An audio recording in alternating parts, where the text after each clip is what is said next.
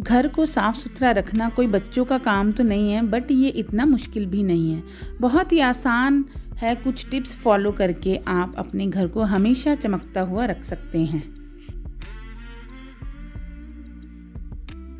Hello friends, कैसे हो आप सब? उम्मीद करती हूँ सब अच्छे होंगे और मैं भी अच्छी हूँ।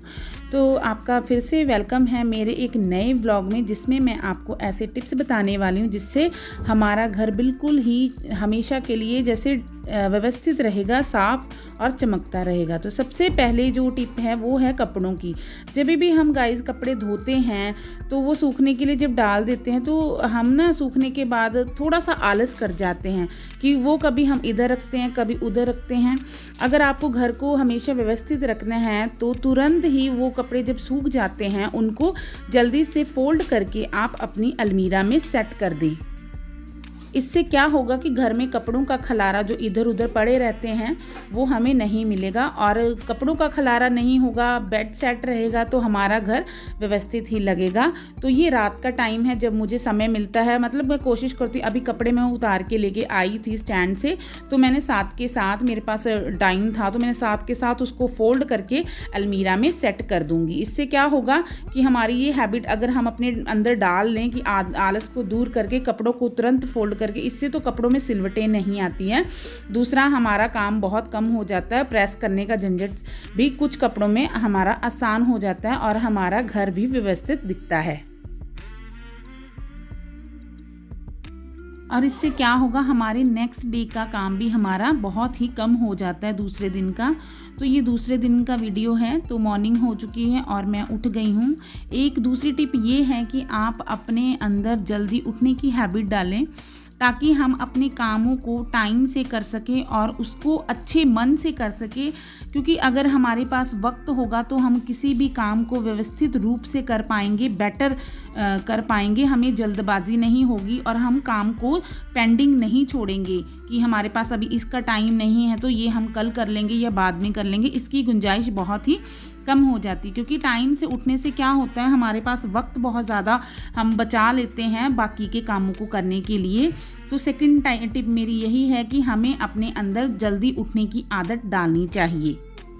और नेक्स्ट टिप मेरी ये है कि हमें किचन को रात को ही क्लीन करके सोना चाहिए ताकि हमारे पास सुबह पुराना पेंडिंग काम ख़त्म करने का कुछ सिस्टम ऐसा ना हो। इसलिए हमें हमारा जो किचन है रात को डिनर करने के बाद क्लीन करके सोना चाहिए। इससे जब हम सुबह उठेंगे तो अपनी साफ़ क्लीन किचन में जब काम करने के लिए आएंगे तो हम बहुत ही पॉजिटिव और अच्छा फील करेंगे, मन खुश होगा, तो हमारे काम भी बहुत ही अच्छे तरीके से होंगे। सो यहाँ पे मैं अपना मॉर्निंग में ले रही हूँ गर्म पानी, जो कि मैं ज़रूर डेली लेती हूँ। उसको पीने के बाद मैं आऊँगी अपना नाश्ता बनाने के लिए। और नाश्ते की तैयारी हमें रात को ही कर लेनी चाहिए ताकि सुबह हम सोचते ना बैठें किचन में कि सबसे पहले हमने करना क्या है। तो इस चीज़ की जो प्लानिंग है हमें रात को ही कर लेनी चाहिए, तो हमारे काम काफ़ी आसान हो जाते हैं। और आप कोशिश कीजिए, जो चौथा टिप है मेरा, कि जब भी हम किचन में कोई काम करें, खाना वगैरह बनाएं, तो साथ के साथ जो बर्तन जूठे होते जाते हैं उसको हाथों हाथ वॉश करते रहें ताकि इससे हमारा जो किचन फैले नहीं और साथ के साथ क्लीन होता रहे। और अगर आपको टाइम मिलता है बीच में, जैसे चाय बनाते हैं या दूध बॉयल करते हैं, तो उसको खड़े होकर वहीं हमें देखना पड़ता है। उसके लिए हम कोई अलार्म सेट करके नहीं जा सकते हैं। इसलिए जितने टाइम हम खड़े रहते हैं तो आप कोशिश कीजिए आपके काउंटर पे जितने आपको डब्बे दिख रहे हों उसको हाथों हाथ साफ करने की कोशिश कीजिए। इससे क्या होगा, हमारा किचन कभी ज़्यादा गंदा नहीं होता और हमेशा चमकता रहता है। और हाँ, किचन क्लीन करने के बाद सिंक को ज़रूर वॉश किया कीजिए, जिससे कि किचन में चार चांद लग जाते हैं। और जो हम कपड़ा यूज़ करते हैं उसको भी वॉश ज़रूर करें।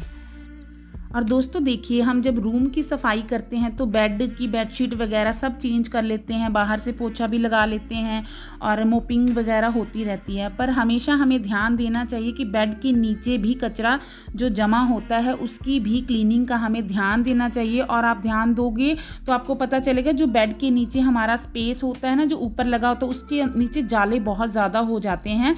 तो हमारी कोशिश होनी चाहिए कि जो हमारा झाड़ू हम जब लगाते हैं ना, तो उसको बेड के ऊपर से भी लगाएं। इससे क्या हो, बेड के ऊपर जाले वगैरह नहीं लगेंगे और नीचे से भी क्लीन रहेगा और फ्रेश दिखेगा।